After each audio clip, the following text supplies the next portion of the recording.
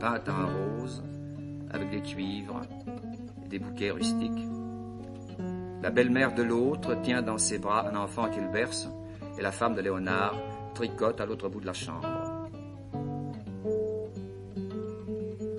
Do, l'enfant d'eau. La cavale noire n'a pas voulu boire, et l'eau coule noire entre les roseaux. Au pont se repose, s'y met à chanter. Qui sait quelle chose elle peut compter quand l'eau se promène entraînant sa traîne. Dormez, mon œillet, la cavale noire n'a pas voulu boire. Dormez, mon rosier, la cavale noire s'est mise à pleurer. Les pattes blessées, crinières glacées, dans ses yeux plongeants, un poignard d'argent roule à la rive. Comme ils ont roulé, le sang a coulé plus fort que l'eau vive. Dormez, mon œillet, la cavale noire n'a pas voulu boire. Endors-toi, rosier, la cavale noire s'est mise à pleurer. Sa bouche brûlante, aux mouches d'argent, renacle en souffrant contre l'eau courante. Ennemis front dressé aux montagnes dures, le fleuve a passé sur son encolure. Aïe, cavale noire qui ne veut pas boire. Neige de chagrin, cheval du matin. Contre votre réveil, la fenêtre est fermée, de rameaux de sommeil, de songes de ramée. Mon enfant s'endort, mon enfant se tait. Cheval, mon enfant, a un oreiller, un berceau d'acier, de drap de Hollande. Dodo, l'enfant d'eau. Aïe, cavale noire qui n'a voulu boire. N'entre pas, arrête, cours à la montagne, dans les vallées grises, vers les juments grises. Mon enfant s'endort, mon enfant repose. Dormez, mon œillet, la cavale noire n'a pas voulu boire. Dormez, mon œillet, la cavale noire s'est mise à pleurer.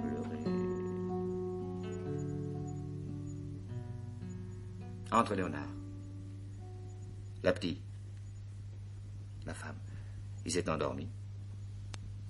Léonard n'allait pas bien hier, il a pleuré toute la nuit. Aujourd'hui, il est frais comme un dahlia. Et toi, as-tu été chez le maréchal Ferrand? J'en viens. Crois-tu? Depuis quelque temps, mon cheval perd tous ses fers neufs. Ce sont sans doute les cailloux qui les arrachent. Tu le montes peut-être beaucoup. Mais non, tu m'en sers à peine. Hier, des voisines m'ont dit qu'on t'a vu aux confins des plaines. Qui t'a dit ça? Celle qui cueille les capres. C'était toi. Qu'irais-je faire dans ces causses? C'est bien ce que j'ai répondu. Mais ton cheval était crevé en sueur. Tu l'as vu? Mais non. Ma mère. Elle est avec le petit? Oui. Veux-tu une citronnade? Oui. Avec de l'eau très froide.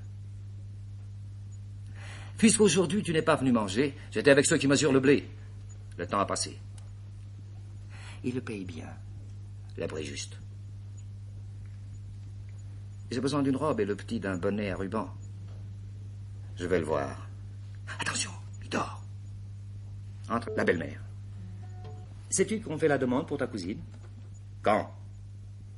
Demain. Et dans un mois, la noce. J'espère qu'on viendra nous inviter. Je n'en sais rien.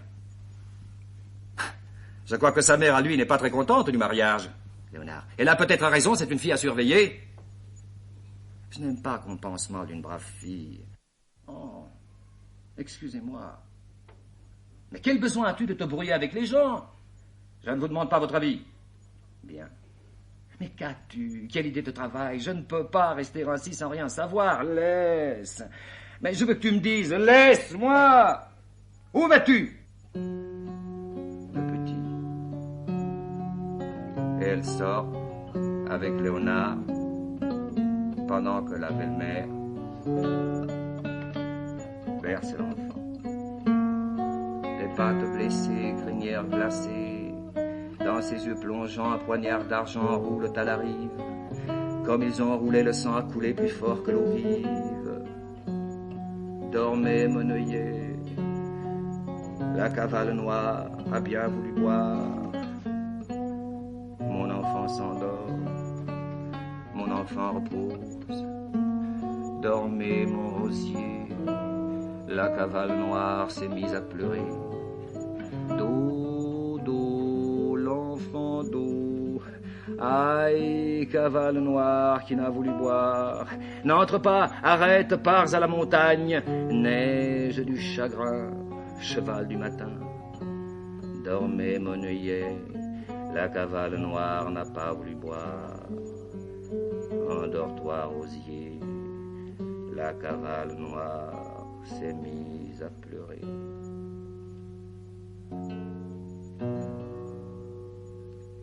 L'intérieur de la grotte où habite la fiancée. La servante, sous le pas de la porte, accueille le fiancé et la mère. Entrez. Voulez-vous vous asseoir? Ils viennent tout de suite. Elle sort. La mère. As-tu pris ta montre? Fiancé. Oui. La mère. Nous devons rentrer de bonne heure. Que ces gens vivent loin. Mais les terres sont bonnes. Bonnes, mais trop isolées. En 4 heures de voyage, pas une maison, pas un arbre. Ce sont les causes. Tout ça, ton père l'aurait couvert d'arbres. Sans eau? Il en aurait cherché. Pendant les 3 ans que nous avons été mariés, il a planté 2 cerisiers, les 3 noyers du moulin, toute une vigne, et une plante qu'on appelle Jupiter et qui donne de fleurs rouges et qui a séché. Elle doit être en train de s'habiller. Et entre le père. Il se salue.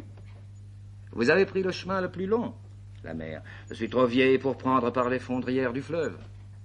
Ça lui donne mal au cœur. Bonne récolte d'alpha. Vraiment bonne. De mon temps, ces terres ne donnaient pas même d'alpha. Il a fallu les châtier, les supplier pour qu'elles profitent. Mais elles rapportent maintenant. Je ne me plains pas. Je ne viens rien demander. Le père, tu es plus riche que moi. Les vignes, c'est une fortune.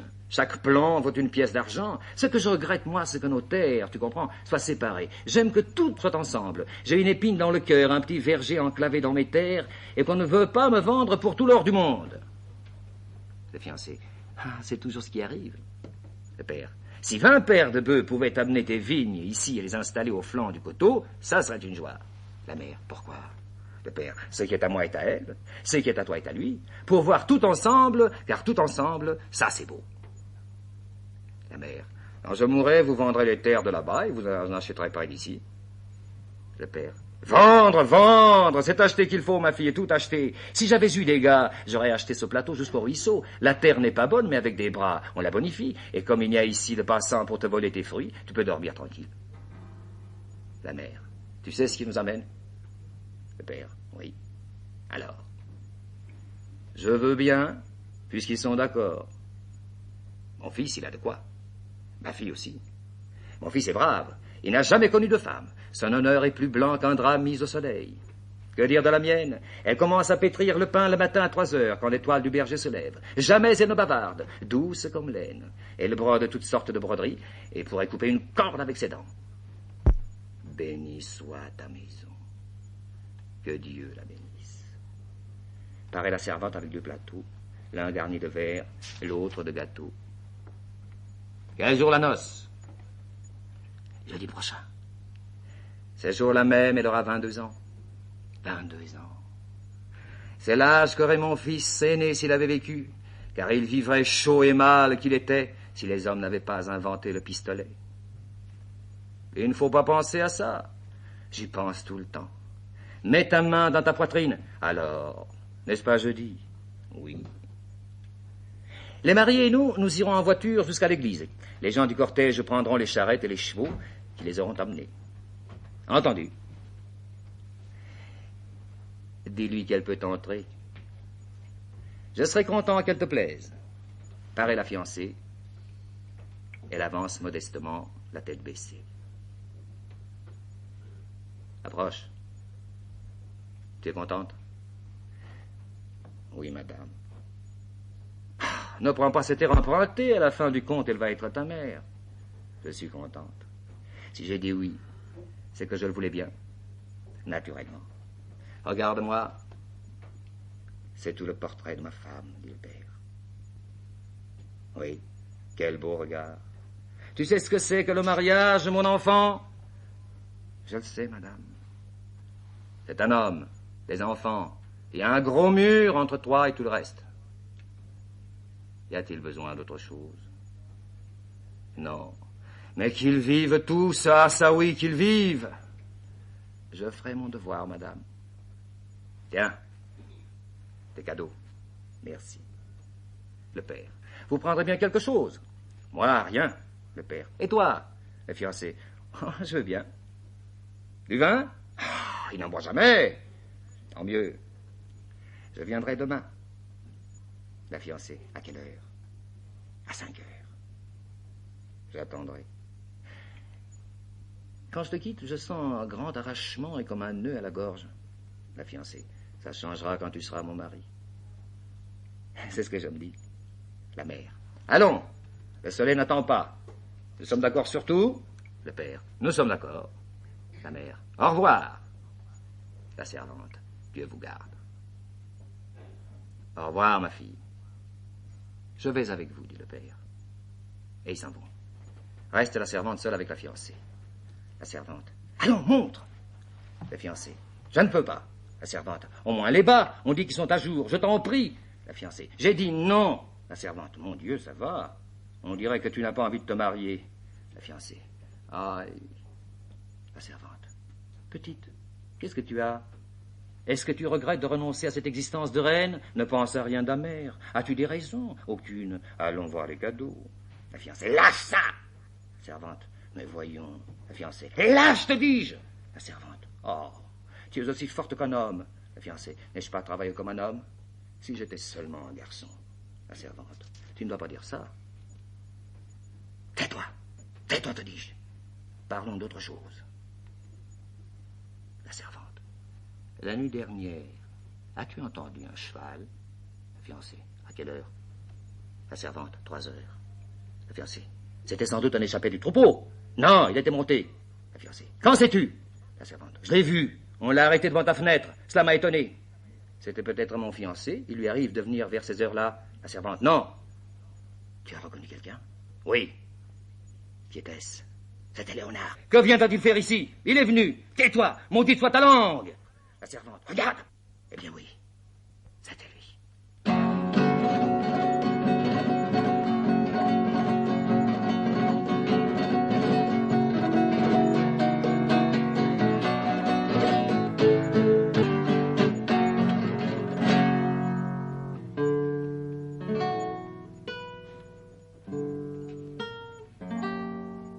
Devant la maison d'un fiancé, il fait nuit. La fiancée entre en scène en jupon blanc midonné, garni de dentelles et de festons, cache-corset blanc, les bras nus. Et la servante est dans la même tenue. La servante. Je vais finir de te coiffer ici. La fiancée. Aïe, on étouffe à l'intérieur. La servante. Dans ce pays, l'aube même n'apporte pas de fraîcheur. Elle commence à la peigner. La fiancée. Ma mère était d'un pays couvert d'arbres, de riches terres. Ici, on prend feu, rien qu'à toucher les murs. Aïe! Tu me tires. Mais c'est pour mieux marquer cette dent. Je voudrais qu'elle tombe sur ton front. La servante. Que tu es belle. Aïe! La fiancée. Fini de me coiffer. Heureuse, toi qui vas serrer un homme dans tes bras. Tais-toi. Mais ma fille, qu'est-ce qu'une noce? Les fleurs, les gâteaux? Non, c'est un grand lit brillant avec un homme et une femme. On ne doit pas le dire. Oui, mais n'empêche, c'est bien agréable. Ou bien amer. Je vais disposer l'oranger de façon qu'il ressorte sur ta chevelure. Donne. Elle prend l'oranger, te regarde, et laissera tomber sa tête accablée. Qu'est-ce qui t'arrive? Laisse. Mais ce n'est pas le moment d'être triste. Donne-moi l'oranger. Veux-tu donc attirer le malheur sur toi en jetant ta couronne? Si un mari te fait peur, il est encore temps de refuser. Ce sont des vapeurs, on connaît ça. Tu aimes ton fiancé? Je l'aime. Ah oui, c'est certain. Mais c'est si grave de se marier. Mais il faut bien passer par là. J'ai donné ma parole. Allons, je vais disposer ta couronne. Ah, hâte-toi, ils ne doivent pas être loin. Ils sont certainement en route depuis 2 heures. Quelle distance d'ici l'église? 5 lieues par le fleuve. Par la route, il faut compter le double. La fiancée s'élève, et la servante la regarde. Lève-toi, la mariée, ta noce est arrivée. Ohé! La fiancée tristement. Allons. Prends un beau brin de laurier pour te marier, lève-toi, la mariée. Ohé! Par les rameaux, par la feuillée, par la cour du tronc des lauriers. Ohé! Lève-toi! Elle s'en va. On ouvre la porte, et c'est Léonard. Toi? Léonard, c'est moi. Bonjour. Le premier? Ne suis-je pas invité? Et ta femme? J'arrive à cheval. Elle, par la route. Tu n'as rencontré personne. J'allais vite. J'ai semé tout le monde. Tu vas crever ta bête avec ces galops. On l'enterrera. Ah, c'est toi. Personne n'est encore levé. Et la mariée? Je vais l'habiller. La mariée? Elle doit être heureuse. La servante. Et le petit? Lequel? Ton fils? Ah oui. Vous l'amenez? Non. Et on entend au loin les voix, les invités. Lève-toi, la mariée, ta noce est arrivée. Ce sont nos gens. Ils sont encore loin. La mariée portera une grosse couronne, n'est-ce pas? Une petite couronne lui irait mieux. Et le marié, lui a-t-il déjà offert le bouquet d'oranger qu'elle doit mettre à son corsage? Pourquoi demandes-tu s'il a apporté les fleurs d'oranger? Quelle idée as-tu derrière la tête? Quelle idée veux-tu que j'ai? Tu me connais. Qu'ai-je été pour toi? Rafraîchis ta mémoire. Pour labourer une mauvaise mémoire, une couple de bœufs ne suffirait pas. Voilà le malheur. Que viens-tu faire ici? Je viens à ta noce. J'ai été bien à la tienne. Arrangé par toi. Faite de tes 2 mains. Moi, on peut me tuer, mais pas me cracher dessus, et l'argent tout brillant qu'il est peut être un crachat. Menteur! J'aime mieux me taire, au cas où les montagnes auraient des oreilles. J'écrirai plus fort que toi, la servante. Taisez-vous tous deux. Tu ne dois pas parler du passé. Elle a raison. Je ne devrais même pas t'adresser la parole, mais ton audace me fait bondir. Tu oses venir me voir assister à mon mariage et t'occuper de mon bouquet d'orangers. Sors d'ici! Attends ta femme à la porte. Alors, nous deux, nous ne pouvons même plus nous parler. Non, vous ne pouvez plus vous parler. Après mon mariage, je me suis demandé pendant des jours et des nuits à qui la faute. Chaque fois que j'y repense, une nouvelle faute m'apparaît qui mange les autres, mais toujours il y a faute. La fiancée. Ils savent bien des choses, un homme et son cheval. Il a beau jeu à pousser à bout une fille seule dans un désert, mais j'ai de l'orgueil. C'est pourquoi je me marie, et je m'enfermerai avec mon mari que je dois aimer par-dessus tout. L'orgueil ne te servira de rien. N'approche pas! Brûler et se taire sont la pire des damnations. À quoi l'orgueil m'a-t-il servi à moi? Je n'ai pas cherché à te voir, je t'ai laissé passer des nuits et des nuits sans sommeil. Cela n'a servi qu'à me faire brûler vif. Tu crois que le temps guérit, que les murs protègent? Pas vrai. Quand les choses arrivent à nos centres, rien ne peut les arracher. Oh, je ne peux pas t'entendre. Je ne peux pas entendre ta voix, c'est comme si je buvais de la liqueur d'anis et je m'endors sur un matelas de roses. Ta voix me tire, je sais que je vais me noyer, mais je la suis. La servante. Pars immédiatement! Léonard, c'est la dernière fois que je lui parle, n'aie pas peur. La fiancée, je sais que je suis folle. Je sais que je pourris en dedans à force d'endurer, et je me force à rester ici tranquille, à écouter, à le regarder remuer les bras. Léonard, pour retrouver la paix, il fallait que je te dise ces choses. Je me suis bien marié. Marie-toi à ton tour. Et elle se marie. Lève-toi, la mariée, voici ta noce en beaux habits qui vient roulant par le pays, portant sur des plats de grands dahlias et des pains bénis. Lève-toi, la mariée, viendras-tu la mariée donner ta tête couronnée, à nouer d'un ruban doré pour le marié. Descends, blanche mariée, aujourd'hui fille et épousée. Lève-toi, la mariée, le matin de tes noces, Descends la mariée dans ta robe à traîne, on dirait la femme d'un capitaine. Le fiancé emmène femme de capitaine. Fille heureuse, debout la mariée. Aïe, ma belle, ta noce t'appelle par la fenêtre. Lève-toi la mariée, la mariée, la mariée. Cloche sonnez à la volée. La mariée, la voici, elle arrive. Et comme un taureau, la noce se lève. Lève-toi la mariée, ta noce est arrivée. Lève-toi la mariée. Voici nos gens. Toi, ne l'approche plus. Léonard, n'aie crainte. Et va dans un coin. Arrive la première jeune fille, s'approche de la mariée. Lève-toi la mariée, ta noce est arrivée. La ronde est commencée. Ohé! Lève-toi la mariée. La servante. À chaque maison guirlande nouée, nouée pour toi. Élève-toi. Sois-tu bien éveillé, les tresses dénouées. Ohé, chemise fine de lin blanc, souliers vernis, boucles d'argent, couronne de jasmin tressée. Sois-tu bien éveillé. Ohé, la lune est déjà claire, bergère. Laisse ton chapeau berger, cache-le sous les oliviers. Paraît la mariée.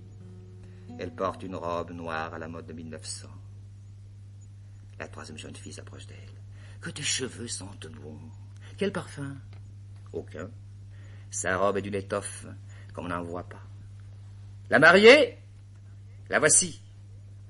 Entre le fiancé. Salut. Le fiancé ressemble à la fleur de l'or. Quel regard tranquille. Et dans un coin de la chambre, commence un colloque entre la fiancée et le fiancé. La fiancée. Pourquoi as-tu mis ces chaussures? Le fiancé. Cela fait plus gai que du noir. Entre une femme. Salut! Léonard arrive, passe devant le couple, et dit à la fiancée, nous te couronnons le matin de tes noces. La femme de Léonard, que la campagne se réjouisse de l'eau de ta chevelure. La mère. Ceux-là aussi sont venus. Le père. Ils sont de la famille. C'est le jour du pardon. Je me maîtriserai, mais je ne pardonne pas. Tu es belle à voir ainsi couronnée. La fiancée. Allons-nous-en vite à l'église. Fiancé. Tu es pressé? La fiancée. Oui. J'ai hâte d'être ta femme, de rester seule avec toi, de ne plus entendre d'autres voix que la tienne. Fiancé. Je le veux aussi. Je voudrais ne plus voir d'autres yeux que tes yeux. Puisses-tu me serrer si fort que même si ma mère morte m'appelait, il me soit impossible de m'arracher à toi. Mes bras sont forts, je vais t'étreindre pendant 40 ans. La fiancée toute la vie. Le père. Allons vite, les chevaux, les charrettes, partons, le soleil est levé. La mère. Attention, que cette heure ne nous soit pas néfaste. Et ils s'en vont, et sur le seuil, la servante reste en pleurant, et dit, n'oublie pas, jeune fille, que tu sors de la maison paternelle comme une étoile. Ton corps pur, vêtu de linge propre, tu quittes ta maison pour aller à tes noces. Tu quittes ta maison pour aller à l'église. Il pleut des fleurs sur le sable. Aïe, blanche fille, brise sombre la dentelle de ta mantille. Et tout le monde sort, tout le cortège, et reste en scène, face, Léonard, sa femme, un peu en retrait, comme deux statues. La femme. Allons. Léonard, où? À l'église. Et tu n'iras pas à cheval. Viens avec moi. En carriole? Sinon comment? Je ne suis pas homme à monter en carriole. Et moi, je ne suis pas femme à aller à une noce sans mon mari. Je n'en peux plus. Moi non plus. Quand tu me regardes, tu as une épine dans chaque œil. Allons. Je ne sais pas ce qui arrive, mais je réfléchis et puis je n'ose plus réfléchir. Je ne suis sûr que d'une chose, tout est fini pour moi. Mais j'ai un enfant et j'en attends un autre. Allons-nous-en. Ma mère eut même destinée. Je ne bougerai pas d'ici sans toi. Et dehors, on entend. Tu sors de chez ton père comme une étoile. Comme une étoile. C'est ainsi que je suis parti de la maison. Toute la campagne me tenait dans la bouche. Léonard se lève, la regarde. Allons. La femme, oui. Mais avec moi. Oui. Avance.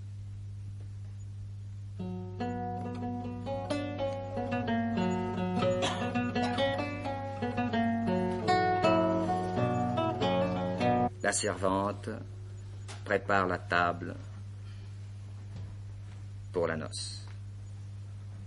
L'eau passe, et vive le moulin, la noce arrive enfin, que s'entr'ouvrent les branches et qu'une lune d'or fin brille aux barrières blanches. Mais la nappe, l'eau passe, la noce arrive enfin et chante par la lande que brille un givre fin et viennent du miel plein les amères amandes. Prépare le vin. Fillette, la belle du pays se mire à la fontaine, et voilà son promis. Trousse ta robe à traîne, que le mari t'emmène au nid sous l'aile, au nid. L'homme est un tourtereau à poitrine de braise, si du sang coule chaud, les champs vont crier d'aise. L'eau passe, l'eau, le sang et le vin. Et vire le moulin, la noce arrive enfin, de ton ombre de fille délivre l'eau qui brille, l'eau, le sang et le vin. Et entre la mer. Enfin! Le père, nous sommes les premiers? La servante, non, Léonard et sa femme sont déjà là. Ils ont été comme le tonnerre, aussi vite qu'à cheval. La femme est arrivée morte de peur. Le père, ce gars cherche un malheur, il a le sang mauvais. La mère, le sang de sa famille. Cela a commencé avec son bisaïeul, le premier de la lignée qui ait tué un homme, et ça se perpétue dans sa maudite engeance. Manieur de couteau, gens au rire sournois. Le père, nous n'allons pas parler de ça. La servante, mais comment pourrait-elle n'en plus parler? La mère, j'ai mal jusqu'au bout de mes veines. Je ne vois en eux tous que leurs mains pareilles à celles qui ont tué mes 2 hommes. Tu me crois folle? Eh bien, si je le suis, c'est de n'avoir pas crié autant que j'en avais besoin. J'ai dans la poitrine toujours prête à sortir un cri que je maîtrise et cache sous ma mante, car une fois qu'on a emmené les morts, les vivants doivent se taire. Il n'y a que ceux qui n'ont rien à voir dans l'histoire qui aient le droit de clabauder. Le père, oh, ce n'est pas le jour de penser à tout ça. La mère, quand les souvenirs me montent à la tête, il faut que je parle. Aujourd'hui plus que jamais, car désormais, je serai seul. Le père, en attendant la compagnie. La mère, c'est bien ce que j'espère. Les petits-enfants. Le père, je veux qu'ils en aient beaucoup. Cette terre a besoin de bras qui ne soient pas loués. Il faut faire la guerre aux mauvaises herbes, aux chardons, aux cailloux qui sortent d'on ne sait où. Ce sont les maîtres de la terre qui doivent les châtier, les vaincre, faire pousser les semences. Il nous faut des garçons. La mère, quelques filles aussi. Les garçons, le vent les mène, ils sont forcés de manier les armes. Les filles, elles, ne quittent pas la maison. Le père, je crois qu'ils auront de tout. La mère, mon fils désire ta fille, il la couvrira bien. Il est de bonne souche, son père aurait pu me donner beaucoup d'enfants. Le père, je voudrais que ça puisse se faire en un jour, qu'ils aient 2 ou 3 ou 4 enfants tout de suite. La mère, non, ça prend du temps. C'est pour ça que c'est si terrible de voir couler le sang de ses enfants. 1 minute, et c'en est fait, c'est ce qui nous a coûté tant d'années. Quand je suis arrivé auprès de mon fils, il était écroulé au milieu de la rue. J'ai trempé mes mains dans son sang, et je l'ai léché à pleine langue. C'était aussi mon sang, moi. Tu ne peux pas savoir ce que c'est. La terre qui a bu ce sang-là, je la mettrai dans un ostensoir en topaze et en cristal. Le père, allons. Tu peux reprendre espoir. Maintenant, ma fille est large et ton fils est fort. La mère aussi, j'espère. Le père, à la servante. Prépare les plateaux de blé. La servante. Ils sont prêts. Arrive la femme de Léonard. Qu'il soit heureux. Merci. Léonard aussi. On va festoyer. Le père, un peu. Mais les gens ne savent plus s'amuser. Les voici. Et les invités arrivent par groupes joyeux, entre les mariés, au bras l'un de l'autre. À ce moment-là, Léonard s'en va. Le fiancé, la fiancée. Jamais on n'a vu autant de monde à une noce. La fiancée, jamais. Le père, c'était beau. La mère, toute la parenté est venue. Des gens qui ne sortent jamais de chez eux. Ton père a beaucoup semé, toi tu récoltes. Il y a des cousins que je ne connaissais pas, ceux de la côte. Ils prenaient peur des chevaux. La mère, à la fiancée. À quoi penses-tu? La fiancée. Je ne pense à rien. La mère. Les bénédictions pèsent lourd. La fiancée. Comme du plomb. La mère. Elles ne doivent pas te peser. Tu dois être légère, comme une colombe. La fiancée. Vous passez la nuit ici? La mère. Non, je ne peux pas laisser ma maison seule. Vous devriez rester. Arrive le père. Regardez-les danser. Ce sont les danses de là-bas du bord de la mer. Entre Léonard, il s'assied, sa femme est derrière lui.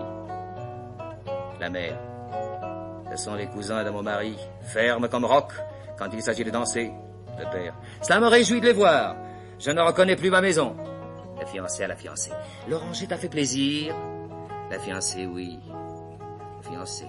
Il est tout en cire. Il durera toute la vie. J'aurais aimé que ta robe en soit couverte. La fiancée, à quoi bon? Léonard s'en va à ce moment-là. Arrive une jeune fille et dit à la fiancée, nous allons enlever les épingles de ta couronne. La fiancée, je reviens tout de suite. Elle s'en va aussi. La femme de Léonard, j'espère que tu seras heureux avec ma cousine. Le fiancé, j'en suis sûr. Vous allez vivre ici tous les deux sans jamais sortir de chez vous. Vous ferez une maison prospère, comme j'aimerais moi vivre ici, loin de tout. Le fiancé, mais pourquoi n'achetez-vous pas des terres? Ce n'est pas cher dans la montagne, et les enfants s'y élèvent mieux qu'ailleurs. Nous n'avons pas d'argent, et nous ne sommes pas prêts d'en avoir. Ton mari est pourtant courageux. Oui, mais il est un peu en l'air, il aime aller d'une chose à l'autre, ce n'est pas un homme tranquille. Arrive la servante. Tu ne manges pas? Je vais te donner quelques biscuits au vin pour ta mère, elle les aime bien. Le fiancé, donne-lui en 3 douzaines. La femme de Léonard, une demi-douzaine me suffira bien. Ce n'est pas toujours fait. Sais-tu où est Léonard? Je ne l'ai pas vu. Il doit être avec les autres. Je vais voir. La servante, c'est beau tout ça, regarde. La fiancée, et toi tu ne danses pas? La servante, personne ne m'invite. La fiancée, ils n'y connaissent rien. Les vieilles aussi vertes que toi dansent mieux que les jeunes filles. La servante, tu m'en compter, quelle famille, mâles entre les mâles. J'ai vu se marier ton grand-père, quel homme, on aurait dit la noce d'une montagne. La fiancée, je suis moins grand que lui, mais tu as les mêmes yeux brillants. Et la petite, elle enlève sa couronne. Ah oui, pour la nuit, comme vous ne dormirez pas, j'ai préparé du jambon et des grands verres de vin vieux dans le bas du buffet, au cas où vous en auriez envie. La fiancée, je ne mange pas la nuit. La servante, la mariée aura peut-être faim. Arrive un garçon. Il faut que tu boives avec nous. Le fiancé, j'attends la mariée. Deuxième garçon, tu l'auras au petit matin. Premier garçon, c'est le meilleur moment. Viens un instant, allons. Et ils sortent. Arrive la jeune fille avec la fiancée. À qui as-tu donné ta première épingle? À moi ou à elle? Je ne me rappelle pas. Tu m'as donné la mienne ici même. À moi, tu me l'as donnée devant l'hôtel. Je n'en sais rien. C'est que je voudrais que tu... Ça m'est égal, il faut que je réfléchisse. Pardon. La fiancée regarde Léonard qui traverse la scène et dit, et ces moments-ci sont bien agités. Première jeune fille qui ne comprend pas. Nous n'en savons rien, nous. La fiancée, vous le saurez quand votre heure viendra. C'est pas à la coûte beaucoup. Première jeune fille, tu es fâchée? La fiancée, non. Pardonne-moi. Te pardonner? Mais n'importe laquelle des deux épingles a le pouvoir de nous faire marier dans l'année, pas vrai? Toutes les deux. Mais l'une de nous se mariera un peu plus vite. Voilà. Vous êtes si pressé? Oui. Pourquoi? Mais... elles s'en vont en riant. À ce moment-là, la fiancée arrive, doucement, et attrape la fiancée, lui cache les yeux avec ses mains. La fiancée sursaute. Laisse! Tu as peur de moi? Ah, c'était toi. Mais qui donc alors? Ça ne pouvait être que ton père ou moi. C'est vrai. Seulement ton père ne t'aurait pas serré si fort, naturellement. Il est vieux, lui. Ah, lâche-moi. Pourquoi? Mais les gens, on pourrait nous voir. Et puis quoi? Nous avons reçu la bénédiction. Oui, mais laisse-moi plus tard. Mais qu'as-tu? Tu as l'air égaré.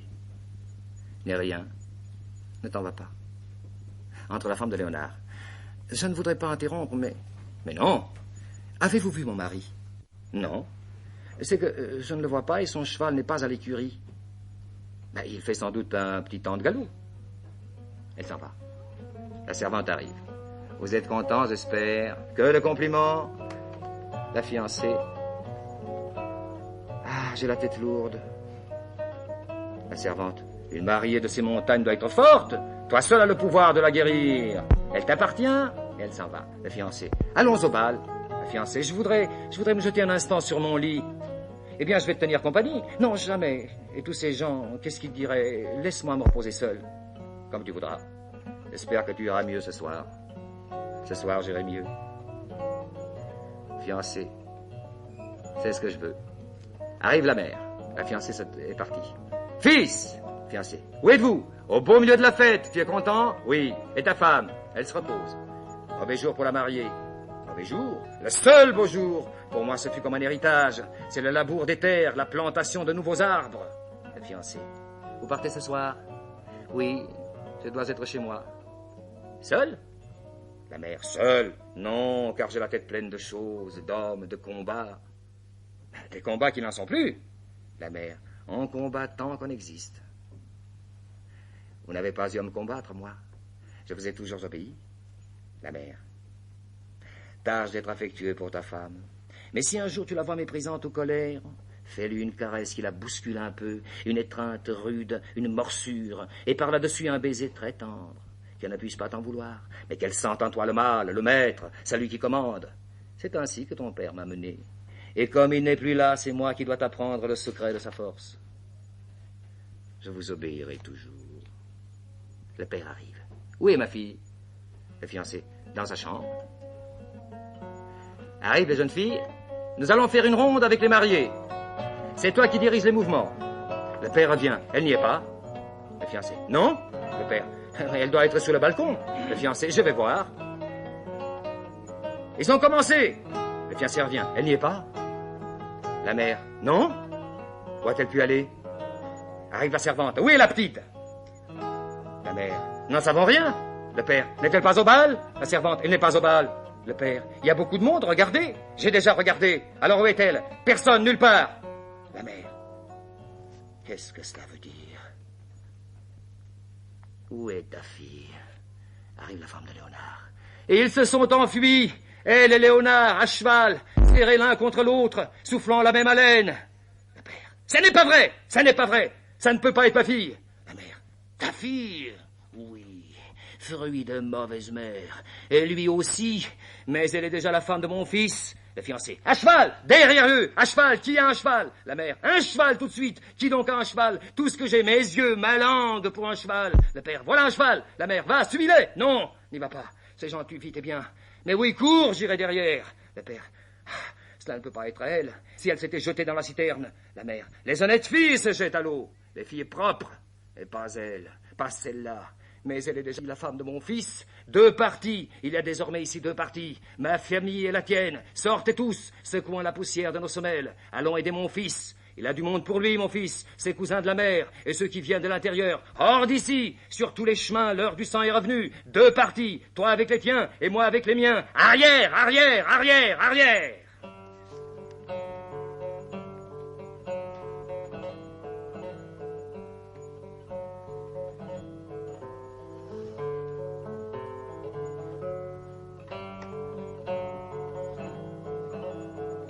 Un bois,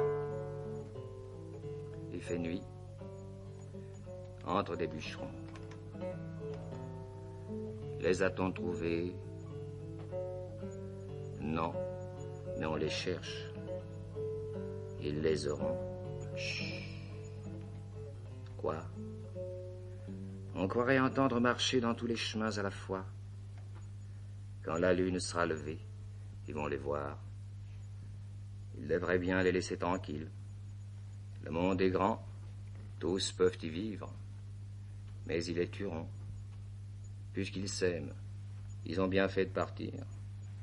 Ils se sont dominés tant qu'ils ont pu, mais le sang l'a emporté. Le sang. Il faut suivre la route du sang. Mais la terre boit le sang qui coule. Et quoi? Mieux vaut être mort saigné à blanc que vivre le sang pourri. Silence. Tu entends quelque chose? J'entends les grillons, les grenouilles, la nuit qui guette. Mais entends-tu le cheval? Non. À l'heure qu'il est, il doit la posséder. Son corps à elle était pour lui, son corps à lui pour elle. Ils les cherchent, ils les tueront. Mais quand ils les trouveront, lui et elle auront déjà mêlé leur sang. Ils seront comme 2 vases vides, comme 2 ruisseaux à sec. Le ciel est bas, il se pourrait qu'il n'y ait pas de clair de lune. Avec ou sans clair de lune, le fiancé les trouvera. Je l'ai vu sortir. On eût dit une étoile furieuse. Il avait la face couleur de cendre et portait la marque du destin de sa caste. Caste de gens morts dans la rue. Oui. Crois-tu qu'ils parviendront à rompre le cercle? Difficile. Il y a des fusils et des couteaux à 10 lieues à la ronde. Il a un bon cheval. Oui, mais il porte une femme. Nous y voilà. Un arbre à 40 branches. Nous aurons tôt fait de l'abattre.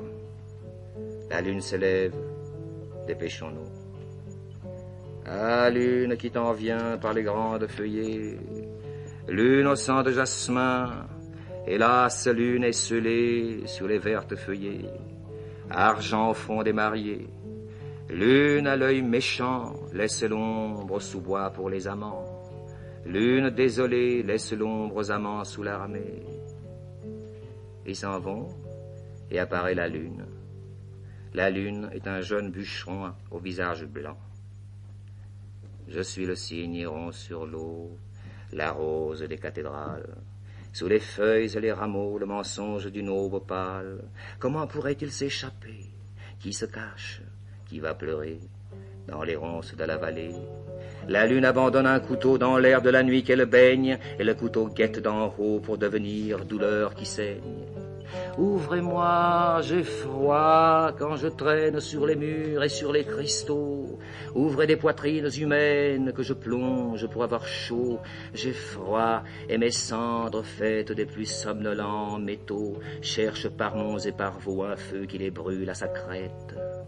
La neige me porte pourtant sur son épaule jaspée et souvent me tient noyée, dure et froide, l'eau des étangs. Mais j'aurai cette nuit les joues rouges de sang, moi et les joncs unis qui balancent le vent, pas d'arbre ni d'ombre qui tiennent pour qu'il puisse m'échapper. Je veux une poitrine humaine où pouvoir me réchauffer. J'aurai un cœur pour moi tout chaud qui jaillira sur les monts de ma poitrine. Laissez-moi entrer, laissez-moi. Qui se cache? Allez-vous-en. Non, pas d'abri. Leur mort est prête. Je fais briller sur les bêtes une fièvre de diamants. La lune disparaît et entre une vieille femme couverte de haillons, vert sombre et les pieds nus. On aperçoit à peine son visage. C'est la mendiante. La lune se cache et ils approchent. Ils n'iront pas plus loin. Le bruit du fleuve, le murmure des branches étoufferont leurs cris. C'est ici qu'ils mourront, ici même et bientôt. Aïe, je suis fatigué. On prépare les coffres par terre dans l'alcôve. Le lin attend des corps lourds à l'encolure ensanglantée. Aïe, cette lune, cette lune. La lune s'approche. Ils viennent. Les uns par l'Oseraie, les autres par le fleuve. Je vais faire briller les cailloux. Que veux-tu? Rien. L'air devient dur, à double tranchant. Éclaire le gilet, écarte les boutons, les couteaux connaissent leur chemin. Mais qu'ils soient lents à mourir, que le sang siffle délicatement entre mes 10 doigts. Regarde, la cendre de mes vallées s'éveille et frémit dans l'attente de ces ruissellements. La mendiante, ne les laisse pas traverser le ruisseau. Silence. La lune, les voici. Vite, beaucoup de lumière. M'entends-tu? Ils n'échapperont pas. Et arrive le fiancé avec le bûcheron. Par ici. Tu ne les trouveras pas. Vous ne les trouverez pas. Ils ont dû prendre par l'autre rive. Non, j'ai entendu le galop d'un cheval. Ça doit être un autre cheval. Il n'y a qu'un cheval au monde, celui-là. Tu m'as compris? Si tu veux me suivre, tais-toi. C'est ce que je voudrais. Tais-toi. Je suis sûr de les trouver ici. Tu vois ce bras, ce n'est pas mon bras. C'est celui de mon frère, de mon père, celui de tous les morts de la famille. Il est si fort qu'il arracherait cet arbre avec ses racines s'il le veut. Allons-nous-en, car les dents de tous ceux de ma race s'enfoncent en moi et me coupent le souffle. Et il bute contre la mendiante. Aïe! Tu entends? Va par là, fais le tour. Une vraie chasse. Une chasse, la plus belle. Il regarde par terre. Aïe! Que veux-tu? J'ai froid. Où vas-tu? Loin. D'où viens-tu? De là-bas, de très loin. As-tu vu un homme et une femme à cheval? Attends. Oh, beau gars. Je t'aimerais mieux endormi. Réponds, les as-tu vus? Attends. Tu as de larges épaules. Tu serais mieux couché sur le dos que sur l'étroite plante de tes pieds. Je te demande si tu les as vus. Sont-ils passés par ici? Non, mais il descend de la colline. N'entends-tu pas? Non. Tu connais le chemin? Non, mais j'irai quand même. Suis-moi, je connais le pays. Partons, par où? Par ici. Ils sortent rapidement. Et entrent Léonard et la fiancée serrés l'un contre l'autre. Léonard, tais-toi! La fiancée.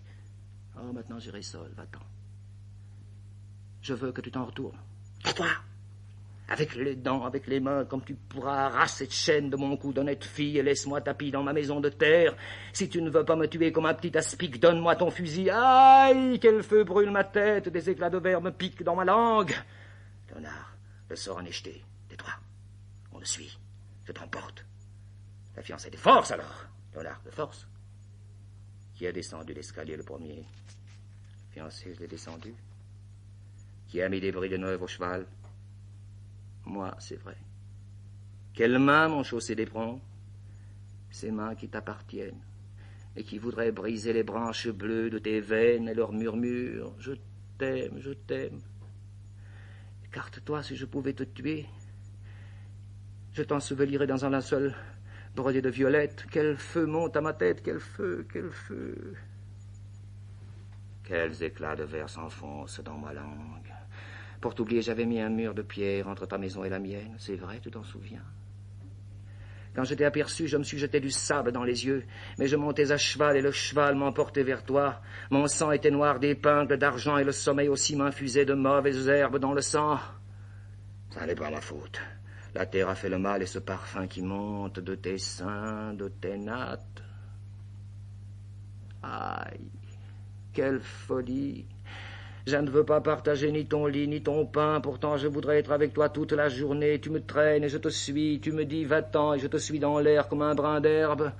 La couronne d'oranger sur la tête, j'ai laissé un homme dur et tous ses descendants au beau milieu des noces. Je ne veux pas que ce soit toi qu'on punisse. Laisse-moi, laisse-moi, sauve-toi. Tu n'as personne ici pour te défendre. Les oiseaux du matin se cognent aux arbres. La nuit se meurt au tranchant de la pierre. Allons vers le coin d'ombre, je t'aimerai. Qu'importe les gens et leur poison.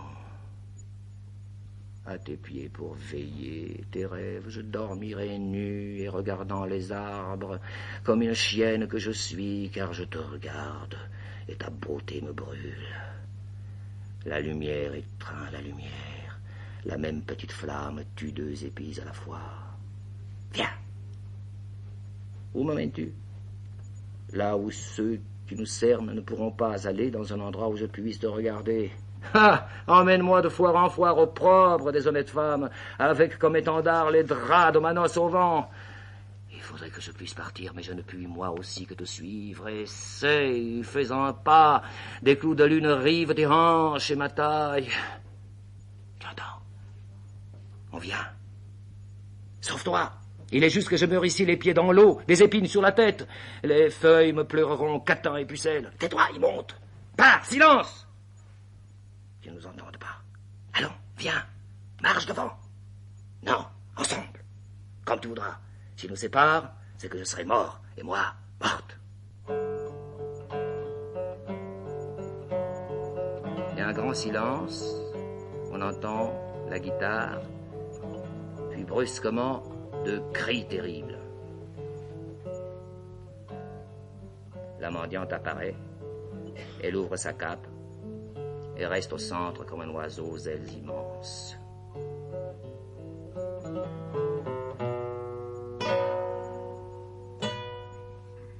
Et c'est le dernier tableau. Une chambre blanche, à voûte et murs épais. Deux jeunes filles sont assises, vêtues de bleu sombre. Elles dévident un écheveau de laine rouge. Haleine, haleine, que veut brin de laine, robe de jasmin, cristal sur la main, morte à peine née, furtive journée, enchaîne tes pieds et noue un bouquet d'acide laurier. Vous avez été à la noce? Non. Moi non plus. Que s'est-il passé, tige de la vigne? Que s'est-il passé, branche d'olivier? Personne n'est encore revenu. Avez-vous été à la noce? Nous t'avons déjà dit que non. Moi non plus. Haleine, haleine, chante brin de laine, blessure de cire, myrte, que prédire, sommeil le matin et la nuit, chagrin. La laine heurte dure et les monts d'azur s'ouvrent en silence, l'heure du chagrin n'est pas miche blanche ce que l'âme tranche. Haleine, haleine, que dit brin de laine? Époux muet, amant vermeil, tous deux tombés, tous deux pareils. Haleine, haleine, le fil m'emmène, où va la laine? Pas une ne crie, pas un ne bouge. Le drap est rouge. Apparaissent la femme et la belle-mère de Léonard. La première jeune fille dit, ils arrivent. Nous n'en savons rien. Quelle nouvelle de la noce? Raconte. Rien. Je veux y retourner pour savoir. Toi, dans ta maison, courageuse et seule dans ta maison, pour vieillir et pour y pleurer. Mais derrière la porte fermée, lui jamais, ni mort, ni vif, nous clouerons les fenêtres, et viennent les pluies, viennent les nuits sur l'herbe amère. Qu'a-t-il pu se passer? Qu'importe, jette un voile noir sur ta face, tes enfants ne sont qu'à toi seul, et dans ton lit mets une croix de cendre, où fut son oreiller. Elles s'en vont, et arrive la mendiante. Un morceau de pain, mes petites. Va-t'en! Pourquoi? Parce que tu pleures, va-t'en! J'aurais pu te demander tes yeux. Une nuée d'oiseaux me suit. En veux-tu un? Aïe, je veux partir. Es-tu venu par le chemin du ruisseau? C'est bien par là que je suis venu. Puis-je te poser une question? Je les ai vus. Ils seront bientôt là. Ils sont enfin calmes. Le torrent entre les grandes pierres et les hommes entre les pieds des chevaux. Morts en cette belle nuit. Morts. Oui, morts. Tais-toi, vieille, tais-toi! Leurs yeux sont des fleurs déchiquetées, leurs dents, deux poignées de neige durcies. Ils sont morts tous les deux, la robe de la mariée, sa belle chevelure sont teintes de leur sang. On les rapporte sous deux mantes, sous les épaules des gars les plus forts. C'est tout. Justice. Sur la fleur de l'or, le sable est tombé. Le sable souille la fleur de l'or. On remonte les morts par le chemin du ruisseau, face brune l'un, face brune l'autre.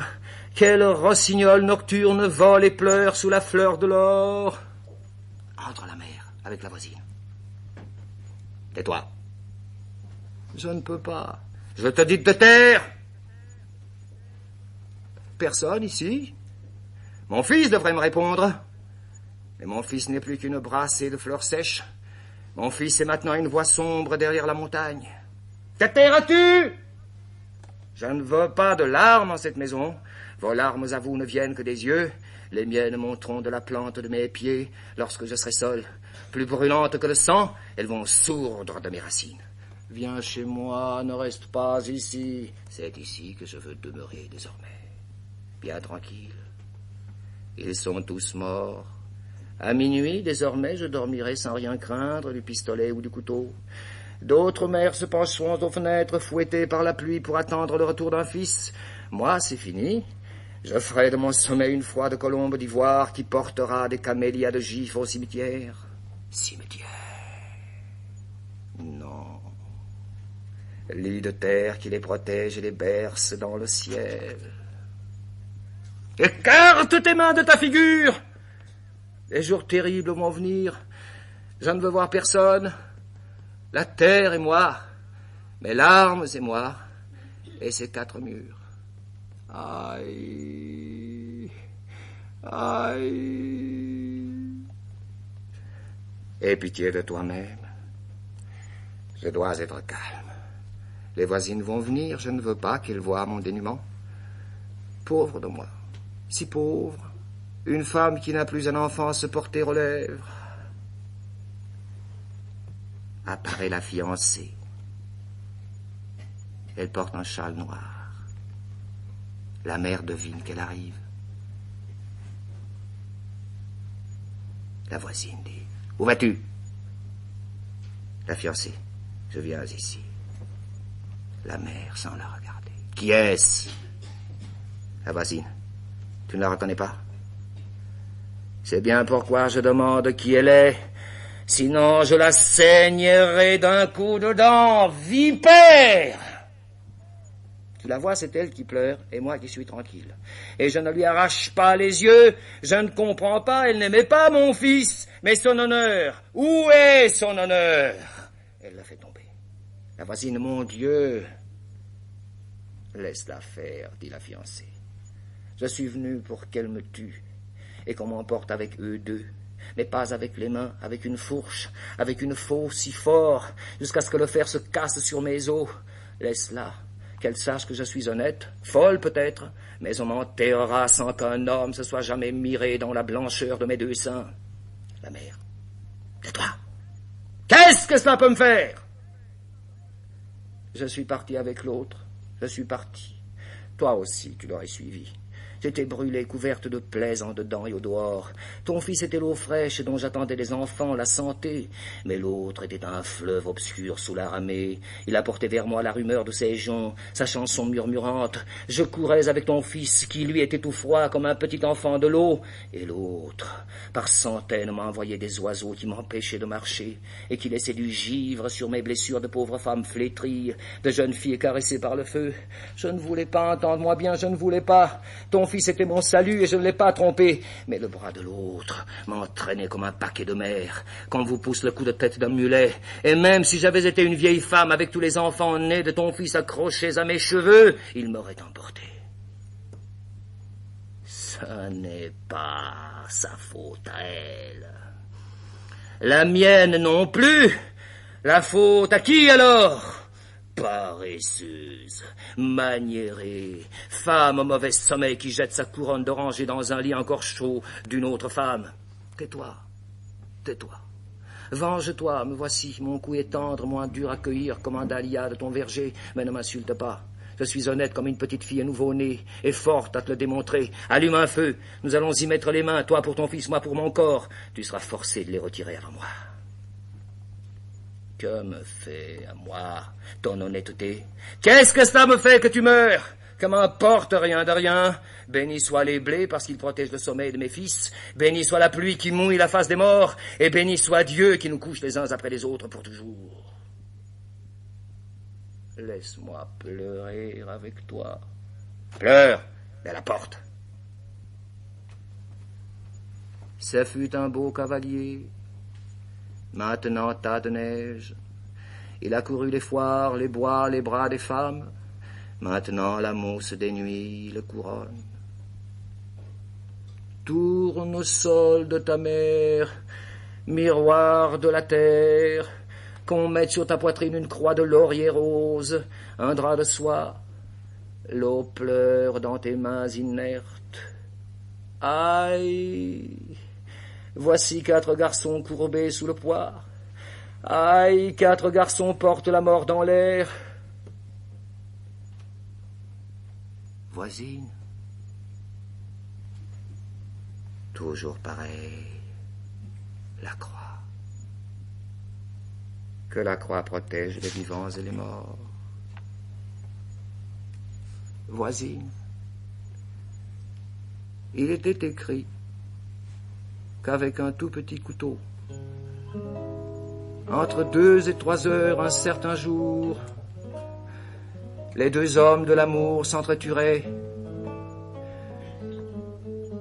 avec un couteau, un petit couteau qui tient à peine dans la main,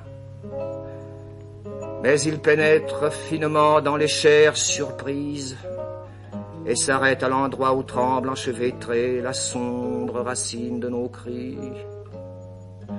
Un petit couteau qui tient à peine dans la main, poisson sans écailles et sans fleuve.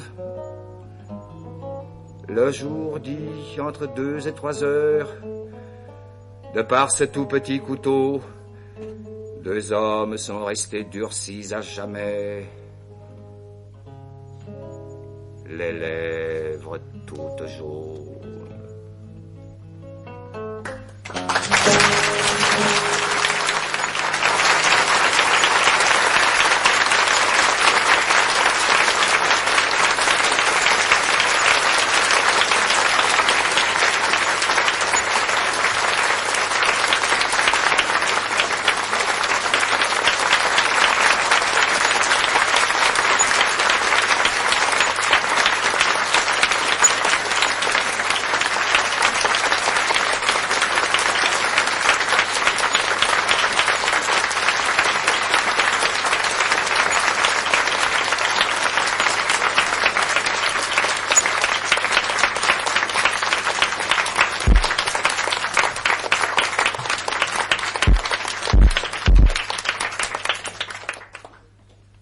La radiodiffusion télévision française vous a présenté une émission publique du Club d'essai transmise du Théâtre des Noctambules, Lecture à une voix, émission de Michel Paulac et Guy Maxence.